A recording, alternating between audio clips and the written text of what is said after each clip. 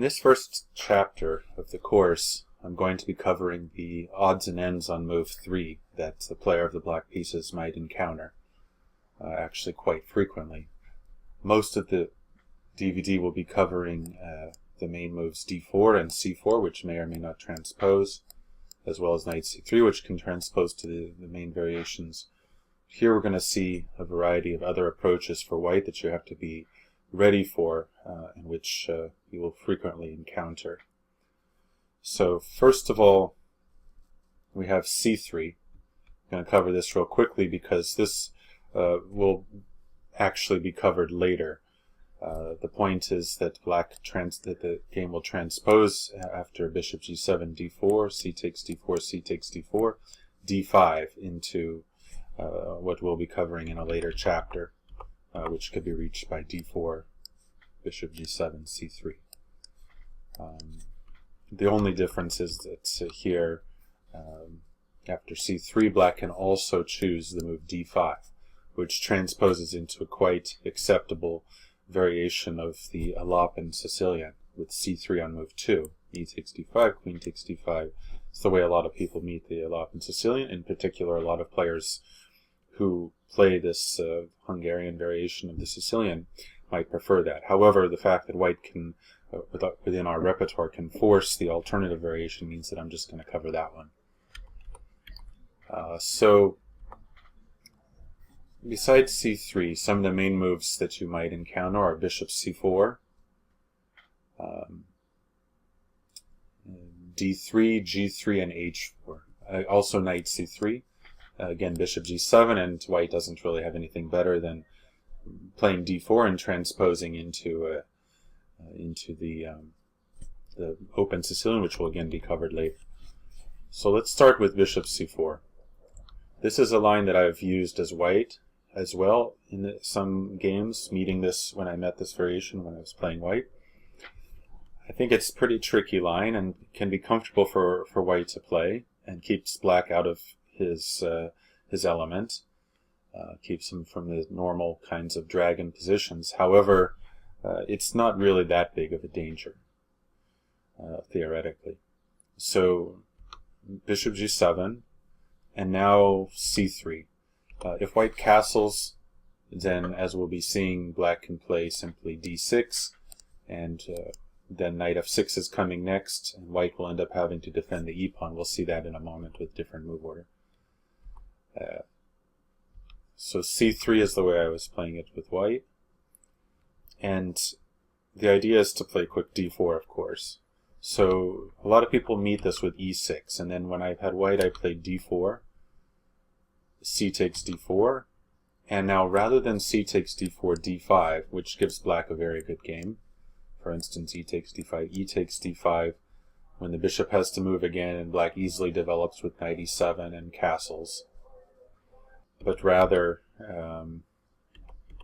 instead of taking back, castles, which I played in 2 games as white, with the idea being that if black now plays the greedy d takes c3, knight takes c3, you have a very advantageous Smith-Morra gambit for white here, with black having combined the move e6 with the fianchetto of the bishop. This leaves black with very severe weakness on d6 and on the dark squares in general.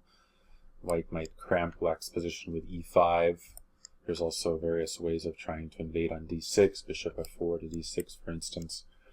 It's not advisable for black. So here people typically play knight e7, and again, if white takes on d4, then d5, and that's fine for black. So I played in one of my games as white the move bishop to b3, which I believe was a novelty according to the database. It's logical because white wants now to take on d4 and then meet d5 with e5. So if black just castles, for instance, c takes d4, and white has the ideal center, and if d5, then e5. And this is not really what black's looking for. It looks like an ugly kind of French defense with his bishop on c8, blocked in. This bishop here, really no real counterplay against white's center. You can compare it to some King's Indian positions, King's Indian attack positions, but in that case, white's bishop would be on g2. white would be a couple tempi behind, and black would have more counterplay. In this case, it's not good. So that's the idea. Bishop b3, challenging black again to take on c3, which I think again here I was happy to play this position as white. Thought even with the move bishop b3 included and knight e7, it was still enough compensation or very pleasant game for white. Possible as black for people who really like material, but I wouldn't suggest it.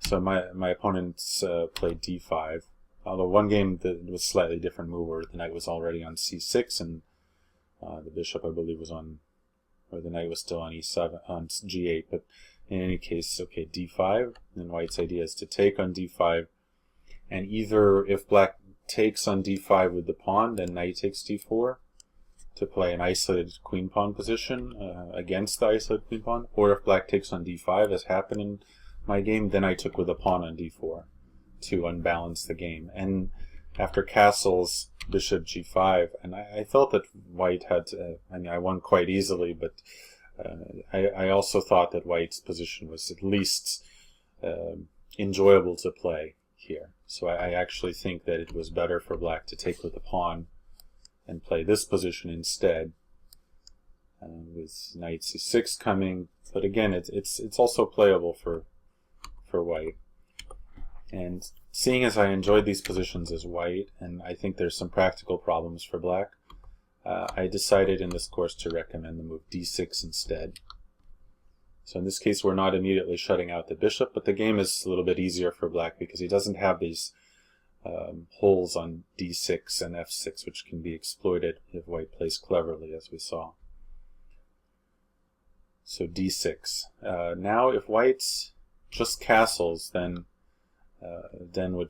black would have time for knight f6, attacking the e-pawn and forcing white to deal with that threat, which slows him down quite a bit, especially since if rook e1, black can later soon be threatening to take, after castles, be threatening to take on e4 with the fork trick. So d3, for instance, castles, and this kind of position is the kind of thing white can get in any game of chess, basically. And I don't think that black should have any problem, any worries here. This is just a normal game of chess. For instance, bishop b3, knight c6, rook e1. Of course, white can also play h3, but again, black will expand on the queen side. Rook e1, bishop g4, h3, bishop takes, queen takes, knight e7, knight e2, b5, queen e2, b4. And white already has to make the positional concession. C takes b4, knight takes b4. Well, this was not very good play by white, but this was a game, Rabiega versus Wojtkiewicz from a blitz, I believe a blitz game in 2004. It's not a successful play by white by any stretch of the imagination. Black has a better position already with control over the d4 and e5 squares. But this is the general line of play if white doesn't attempt to expand in the center. These kinds of positions with black has an excellent development and can expand on the queen side with a later b5. So normally white after d6 will immediately go d4 to avoid this prospect, and this move is more is a more promising line. This is the point of white's play. So then c takes d4, c takes d4, knight f6. Black needs to keep developing. He attacks the e-pawn. Knight c3. This is the logical way to defend. Of course, e5 is not very good here because after d takes e5, white's not going to want to take with a pawn because of the trade of queens followed by knight to g4, and knight takes e5 castles simply gives black a promising isolated queen pawn position where he's going to, well, he has very good defense around his king. The bishop is well placed for the structure here, and he'll also, with a move like knight c6 or knight d7, gain time by pressuring white's knight on e5. So this is promising for black. Knight c3 would be the normal move. Castles. Still e5 is not anything white can achieve. White can't achieve anything with e5. Meanwhile, black has two threats. One is knight takes e4, the standard fork trick, destroying white's center, which will at least equalize for black, because his own bishop will then be liberated on g7, will be pressuring white's center, as well as bishop g4, putting pressure on the d4 point by pinning the knight. If white tries to stop bishop g4 with h3, then for instance knight takes e4, and if knight takes e4 d5, this kind of position again is absolutely just excellent for black, with pressure on white's isolated pawn and easy development for black. Also bishop f5 is coming, and after takes queen a5 check, that kind of thing. So white, after knight takes e4, would normally take on f7, giving black the two bishops, but weakening his king and perhaps his center a little bit. But here it's also, I think, these kind of positions are very, very much okay for black, at least. It should be actually better for black. One way of developing the scene here. Well, first of all, it's possible to just go h6 and then eventually d5, and knight c6 controlling the e5 square. It's also possible to develop in some way like knight a6 to c7, bishop e6, and bishop d5 or knight d5, this kind of thing, controlling the central squares, or simply knight c6. D5 is not such a big threat.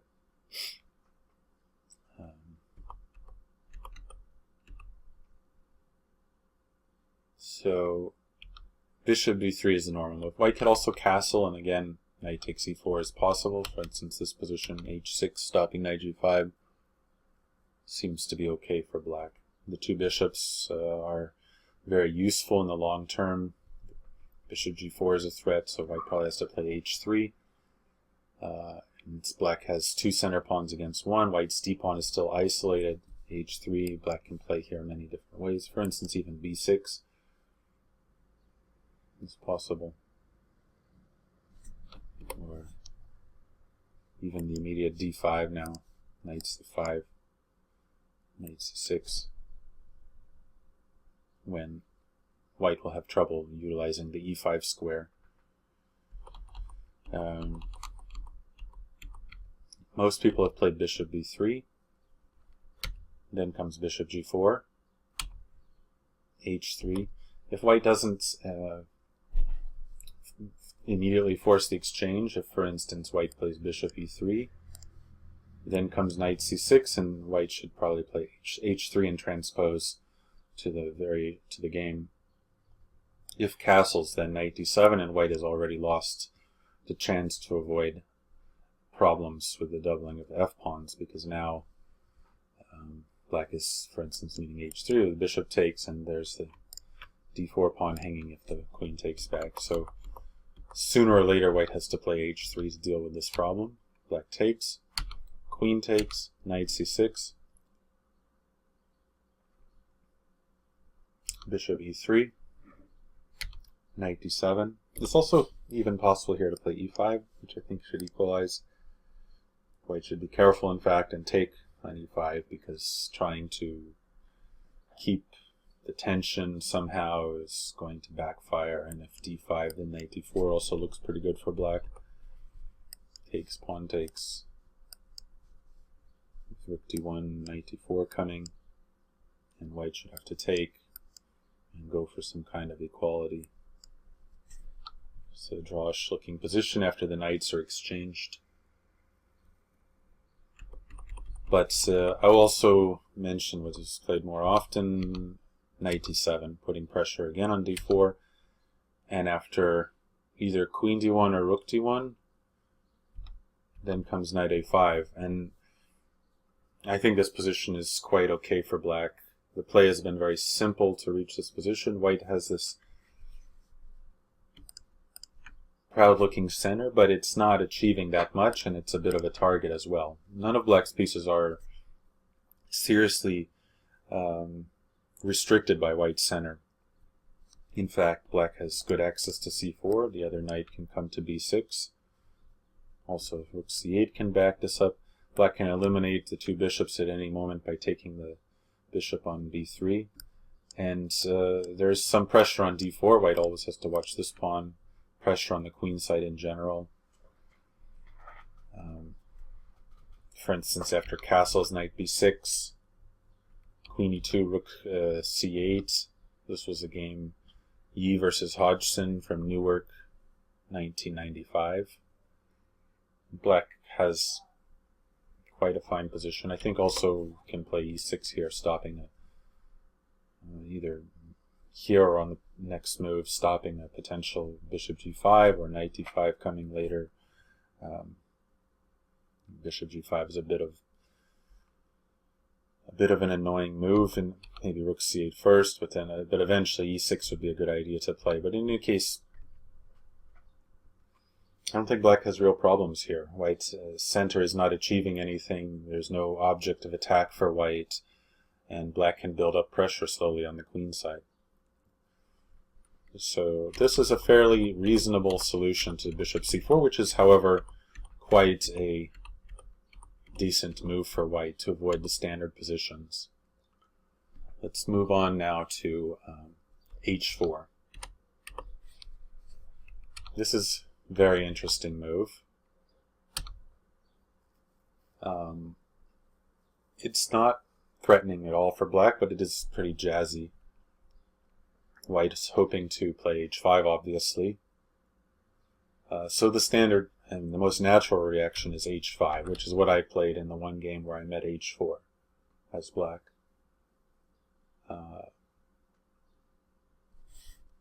And I don't think this is much of a problem for black. I think that there's a weakness both of g4 and g5 that has developed in the last couple of moves. But this is rarely a problem for black.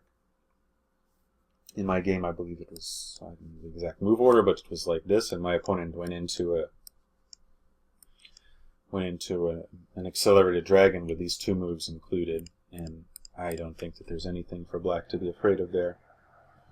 For instance, bishop e3, knight f6, and now there's a further problem for white. That's immediate knight g4 is a possibility. So the normal bishop c4 could be met by knight to g4. So he had to play f3, and then it castled, and now it's no longer possible for white to play normally because of, for instance, queen to d2, d5. Now maybe white doesn't have to go for d4. He can go for some bishop c4, knight c3, knight g5 kind of setups.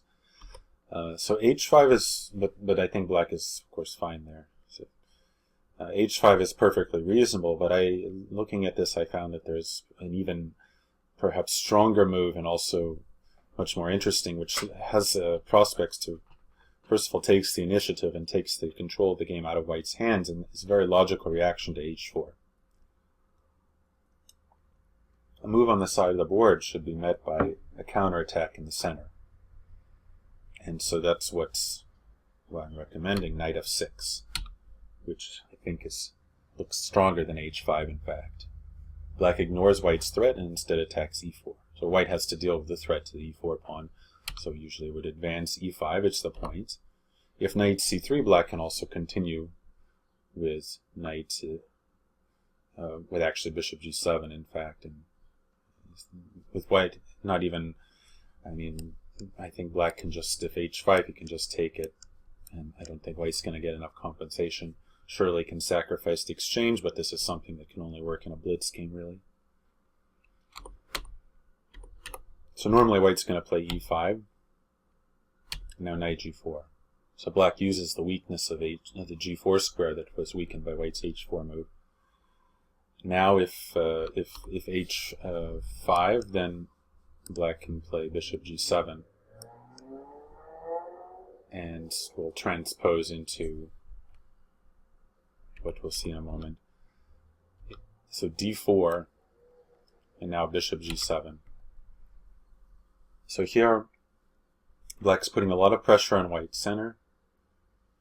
White's hoping to break open the king side. The center is collapsing, so I put my hopes on the black side here. So if h5, logical continuation, then c takes d4. and white's center already collapses. So first one trick is if queen takes d4, knight takes e5, with queen a5 check coming, wins a pawn for black without white getting enough compensation. If h6, on the other hand, bishop takes e5, and then if knight takes e5, if black takes back immediately, then queen takes d4 with pretty decent compensation for white. Black's bishop has been removed, dark squared bishop, so white will always have compensation, but instead, again, black has this queen a5 check. And then, for instance, if c3, queen takes e5 check, bishop e2, knight c6, and black is up 2 pawns. This was the game Rathmakaran versus Gasanov from Chennai 2015. Just 2 pawns up and black's basically winning. White doesn't have enough compensation.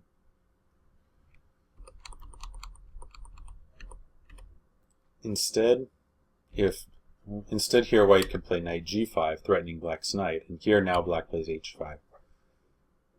Strengthening the knight on g4, defending it.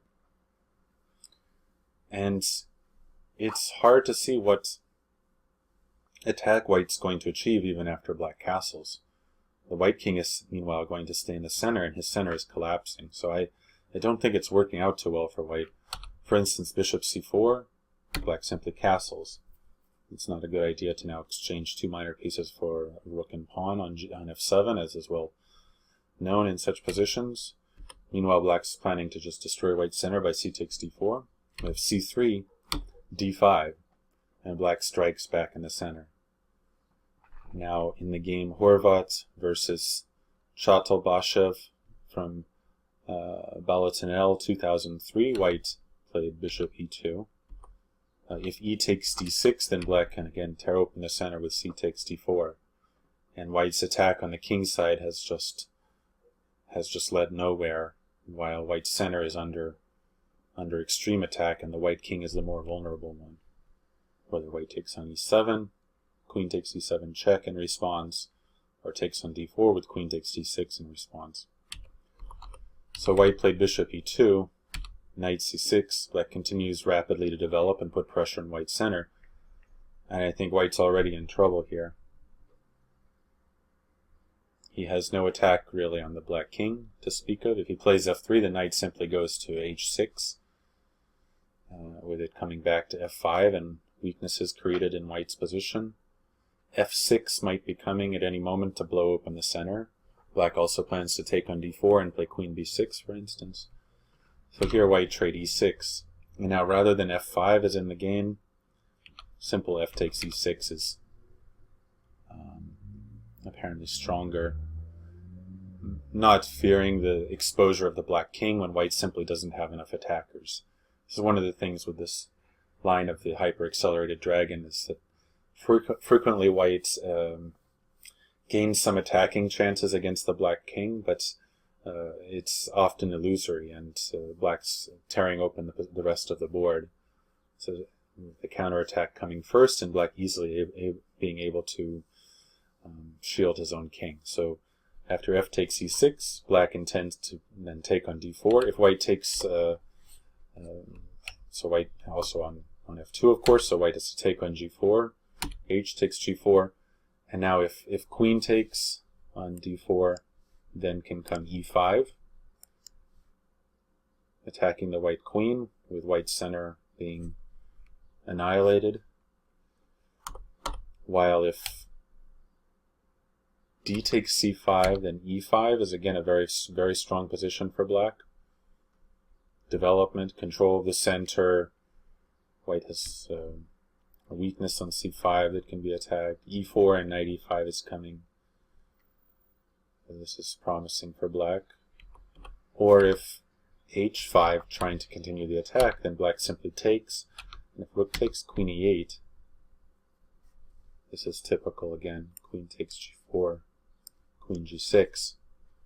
And white's attack on the black king is shown to be nothing. The black queen easily shields the king.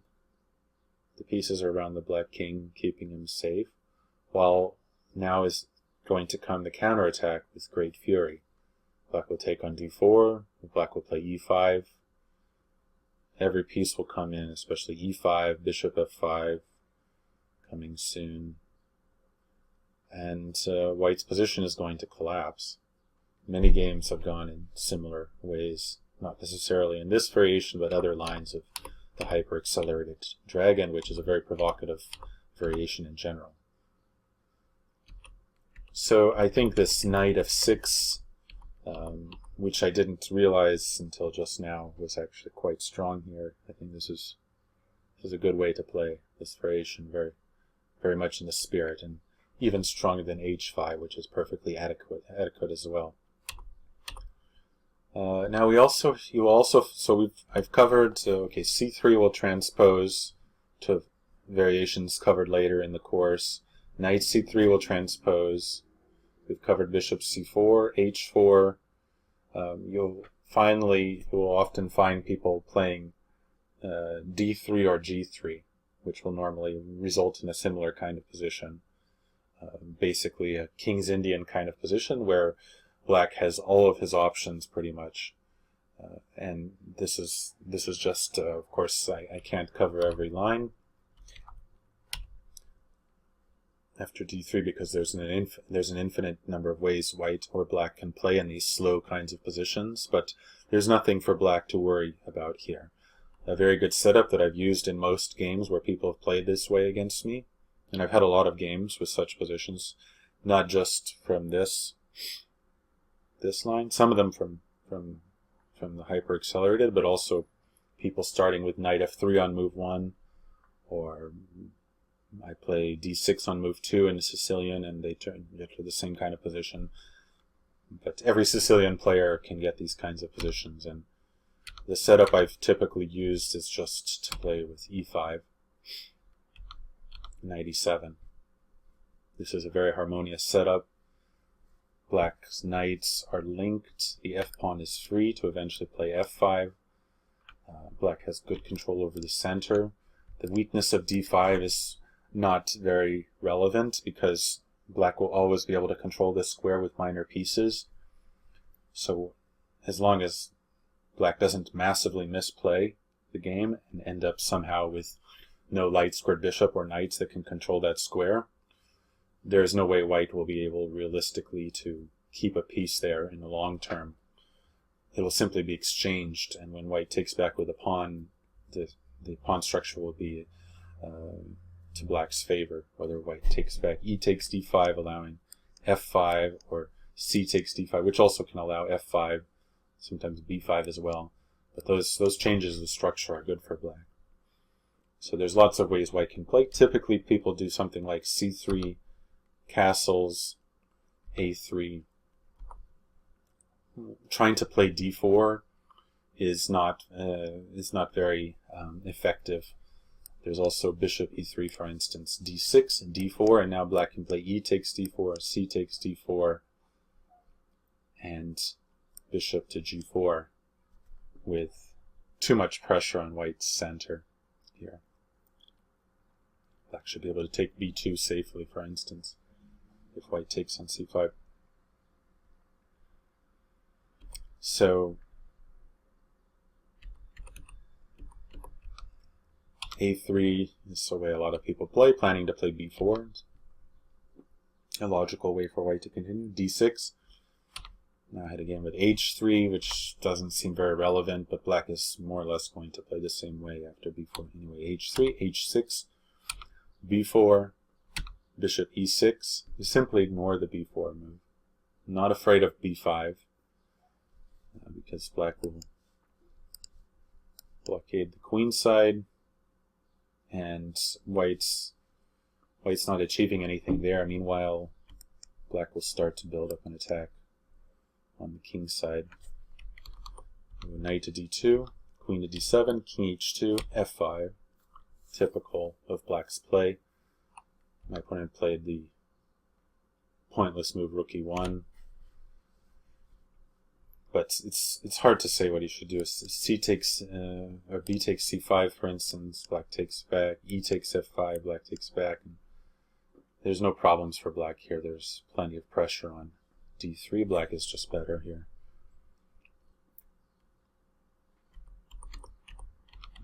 Rook e1, f4. g4, b5, and then another way of gaining initiative on the queen side, a5. Black has a clear initiative. This was my game as black against a player named with the surname Martin from Kentucky, 2014.